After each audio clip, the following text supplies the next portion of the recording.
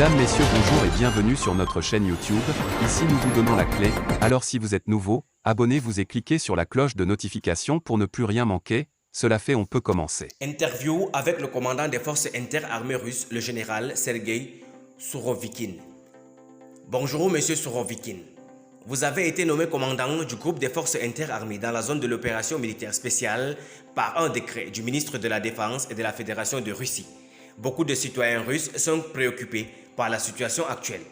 La situation dans la zone de l'opération militaire spéciale peut généralement être décrite comme tendue. L'ennemi ne cesse de tenter d'attaquer les positions des troupes russes. Cela concerne tout d'abord la direction de Kupiansk, Krasny Liman et Nikolaev Krivoy Rog. Notre ennemi est le régime criminel qui pousse les citoyens ukrainiens à la mort. Les Ukrainiens et nous sommes un seul peuple et nous souhaitons que l'Ukraine soit un État ami de la Russie, indépendant de l'Occident et de l'OTAN. Le régime ukrainien a l'intention de briser notre défense. Dans ce but, les forces armées ukrainiennes amènent toutes leurs forces de réserve disponibles sur la ligne de front. Il s'agit généralement d'unités de défense territoriale qui n'ont pas été complètement formées. Les dirigeants ukrainiens les condamnent à mort.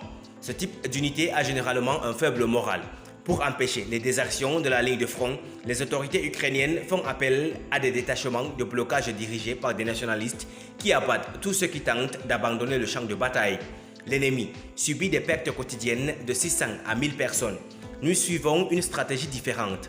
Elle a déjà été mentionnée par le commandant en chef suprême. Nous ne cherchons pas à obtenir des taux d'avancée élevés, mais à économiser chaque soldat et à broyer méthodiquement l'ennemi qui attaque. De cette façon, non seulement nous minimisons nos pertes, mais aussi réduisons considérablement le nombre de victimes parmi les civils. Le groupe de forces interarmées prend actuellement des mesures pour augmenter la force de combat et la force numérique de ces groupes et unités militaires pour créer des forces de réserve supplémentaires pour préparer des lignes et des positions de défense le long de toute la ligne de contact. Nous continuons à lancer des attaques avec un armement de haute précision sur les installations militaires et les infrastructures qui influencent l'efficacité au combat des troupes ukrainiennes. Outre votre nomination au poste de commandant du groupe de forces interarmées dans la zone de l'opération militaire spéciale, vous restez le commandant en chef des forces aérospéciales. Comment décrivez-vous l'efficacité de l'aviation et des forces de défense aériennes russes? L'opération militaire spéciale a prouvé l'efficacité des systèmes aériens et des installations de défense anti-aériennes disponibles. Les équipages de l'aviation opérationnelle tactique de l'armée et de l'aviation à long rayon d'action ont effectué plus de 34 000 vols de combat au cours de l'opération. Ils ont lancé plus de 7 000 munitions aériennes guidées.